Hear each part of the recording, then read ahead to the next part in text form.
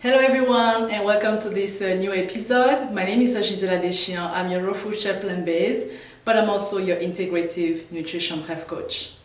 So today I wanted to share with you a simple yet delicious raw apple pie recipe.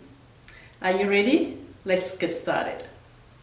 So for this recipe you simply need an equipment such as a food processor. So the food processor is going to be the only main tool that we're going to use all along this recipe. So we're not going to use a blender, but we're going to use a food processor.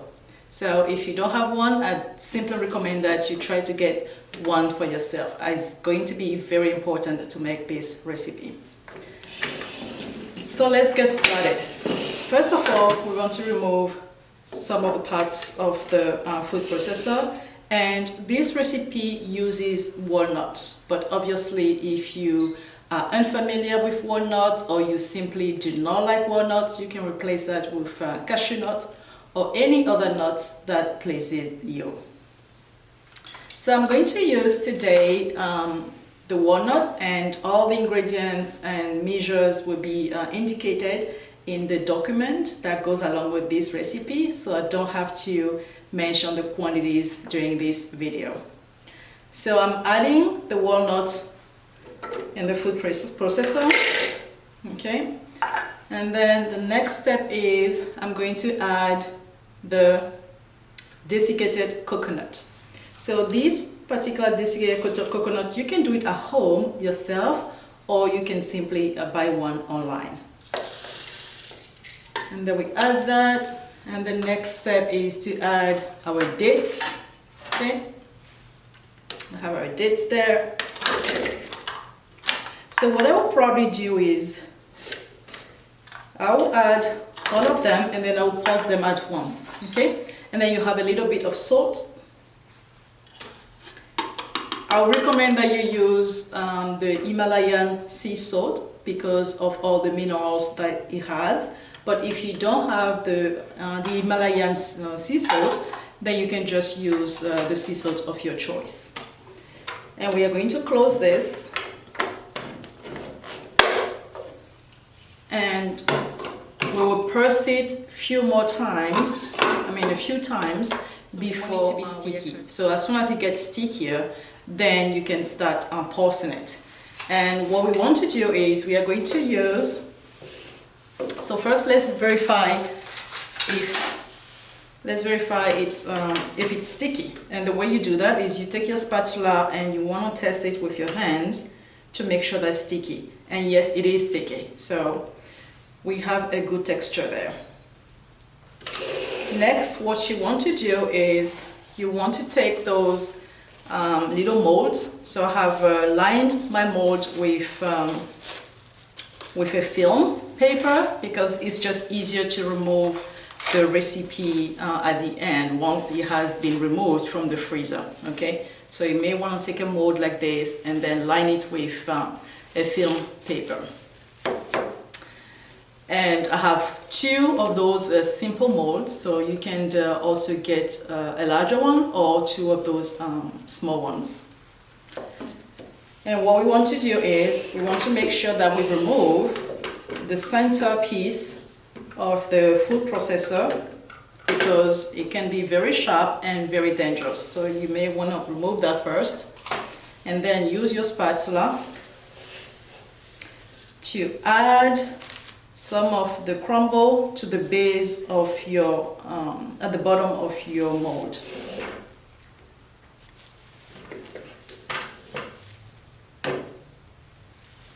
And don't worry about lining it properly because we're going to use a spoon to do that in a few minutes. And then you take the second one, your second mold, and you also do the same. Add the crumble. I call it the crumble, but it's actually the base. So we're going to add it at the bottom. And I feel like I need to add a little more to the first one to make it equal size.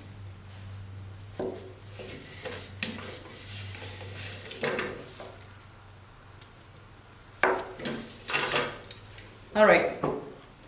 So once you've added, put that aside, and once you've added the base to your mold, you want to grab a spoon and the back of the spoon, preferably, to smooth that out.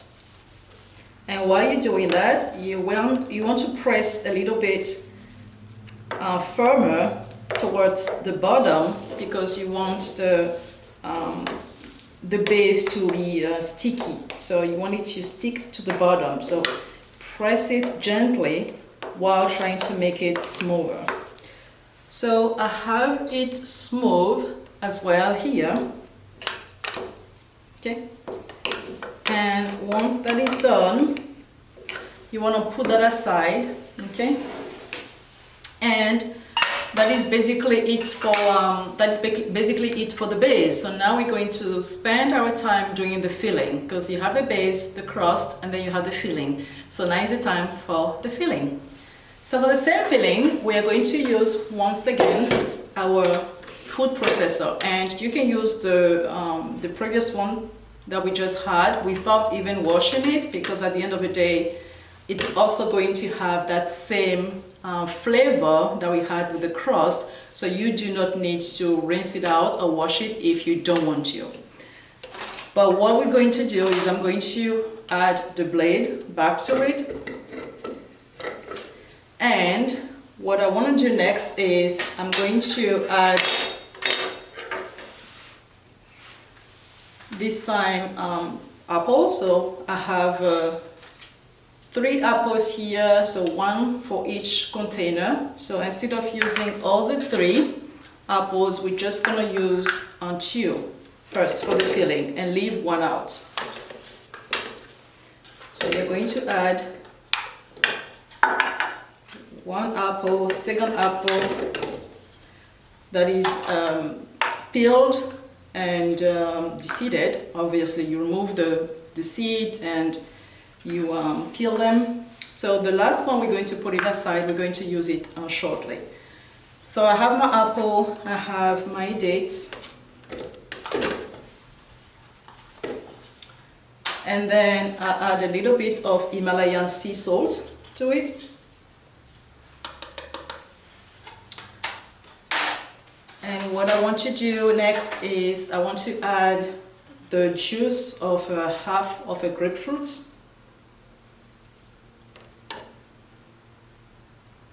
Smells great already. And then you definitely want to add a little bit of cinnamon. Okay, for the flavor. And last but not least, my favorite is adding a little bit of stevia for the booster.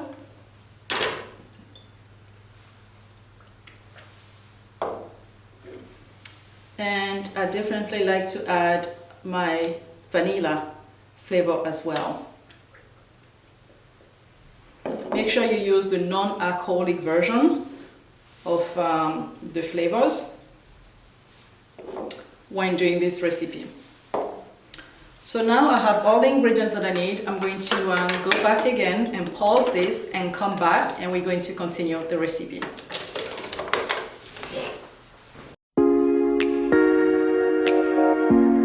If you want to see what it looks like, let me remove the blade first. And then I can show you, this is what it looks like after pausing it. So what I want to do is, you want to grab a bowl like this one, and you're going to transfer over all the filling.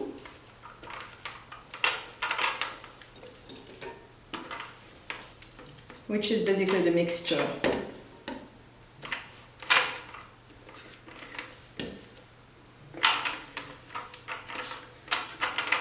It smells so good already. I love the smell.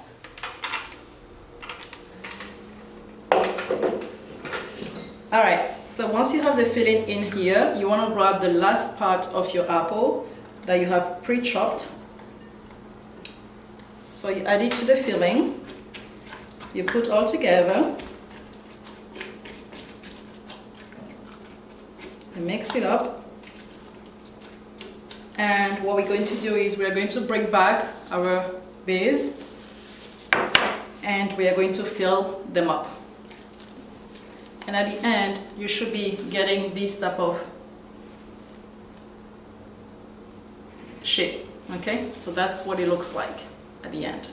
It's so firm that it doesn't even pour easily, okay? That's how it should be. And then you grab the second one.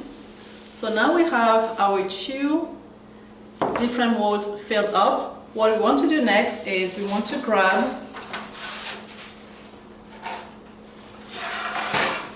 a chopping board and we are going to place them on top of it, and we'll just tap it on the counter just to be able to remove the bubbles, the air bubbles.